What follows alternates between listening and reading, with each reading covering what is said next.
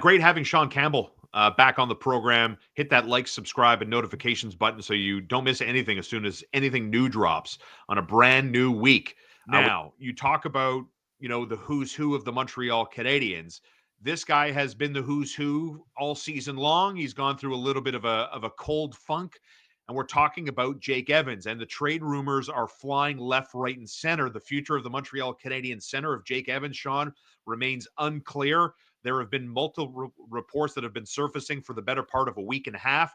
Let's start with TVA Sports' Renaud Lavoie suggesting that the Montreal Canadiens and Jake Evans are they're interested in each other. Both parties like each other. Both parties, ideally, in a perfect world, would like to stay together. But we do know this. Pierre LeBrun reporting that the New Jersey Devils have kicked tires on Jake Evans. The Vegas Golden Knights, of course, the Vegas is always in the mix for anybody that's available, especially a center. So Vegas is sniffing around, but New Jersey seems to be the most aggressive. How do you think this situation plays out? Let's start with the Montreal angle before we move on to the rumors involving New Jersey and Vegas and others.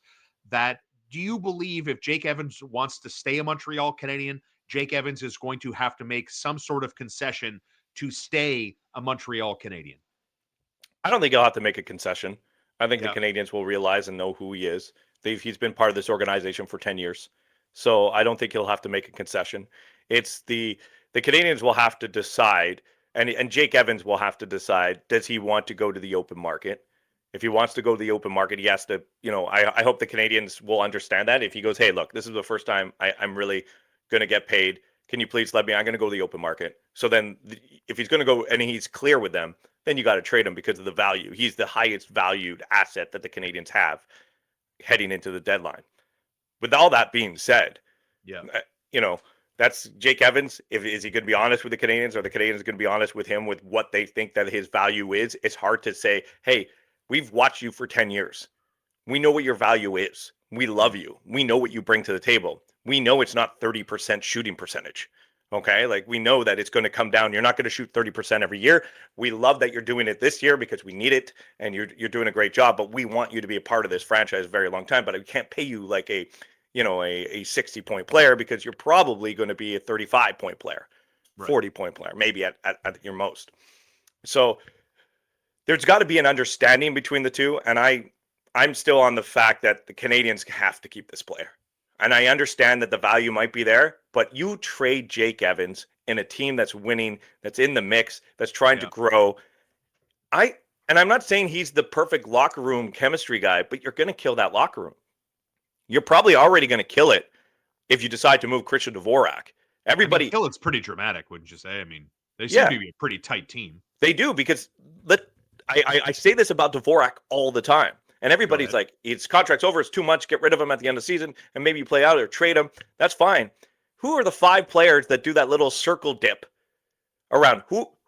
Who's in there? It's Dvorak, Slafkovsky, Doc, Caulfield, and Suzuki. When you go see those pictures of the Canadians at Lasso, who's at Lasso? It's Caulfield, Dvorak, and Suzuki. Dvorak's, he's kind of a weird glue to this group socially.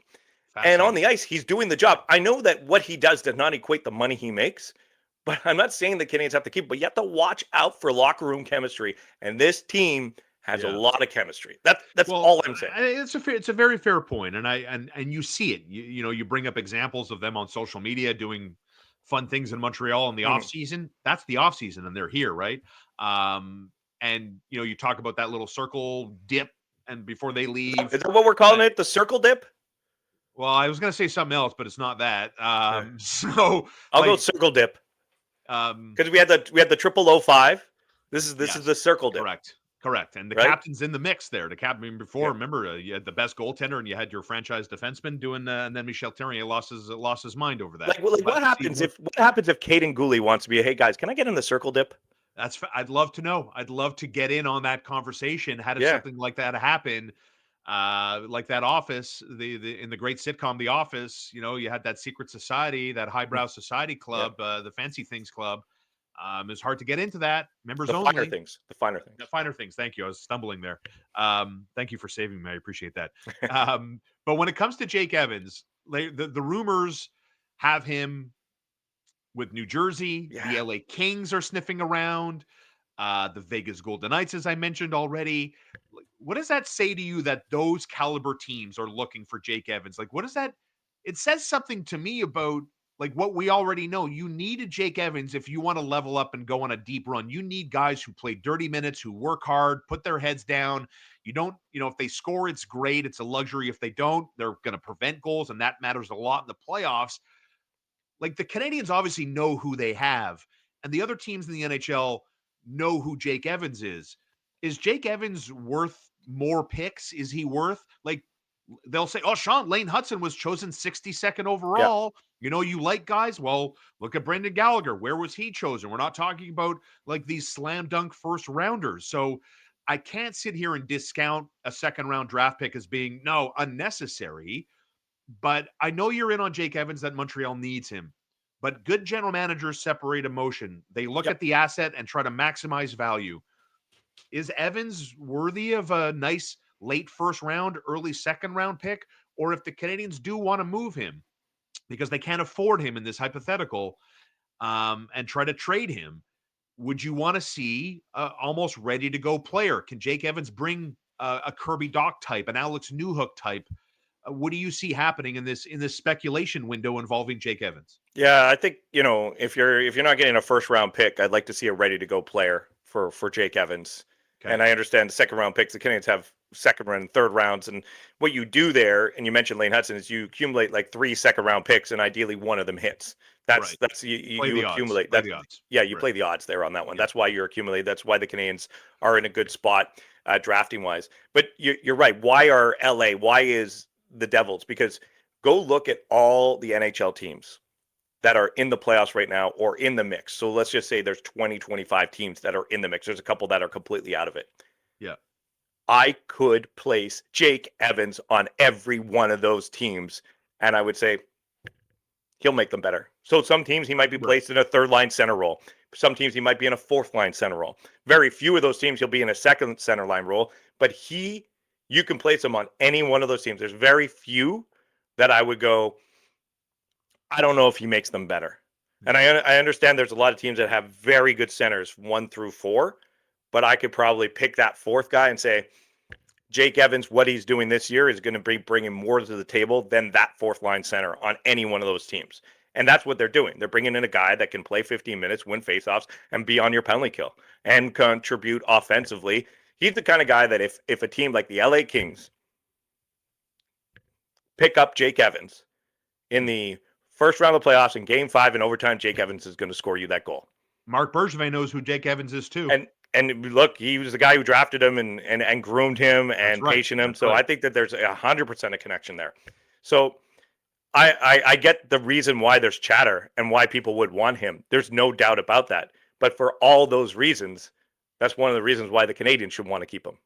Because you get rid of Jake Evans, what does your center ice look like? You're like, oh, we'll just pick up a Jake Evans-like player in free agency. Yeah, okay, that's easy to do. You know how much that's going to cost you? $3.5 million. Exactly. So why don't you just keep him for $3.5 million?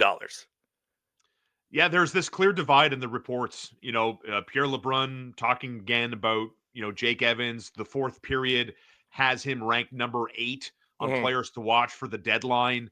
And knowing that he's got 23 points, knowing that Jake Evans right now, there are only 4 guys on the team that have more points than him. Well, he's actually tied with Juraj Slafkovsky with 23 points. But you know what I'm saying? Like, he's going to be 29 years old in his UFA walk year, and he's having the season of his life.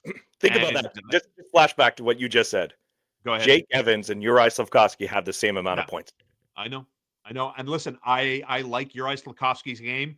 I'm not saying he's immune from criticism, but he's 20 years old, and one of the themes this year for number 20, he's been pulled aside by coaching and management quite often, and that's okay.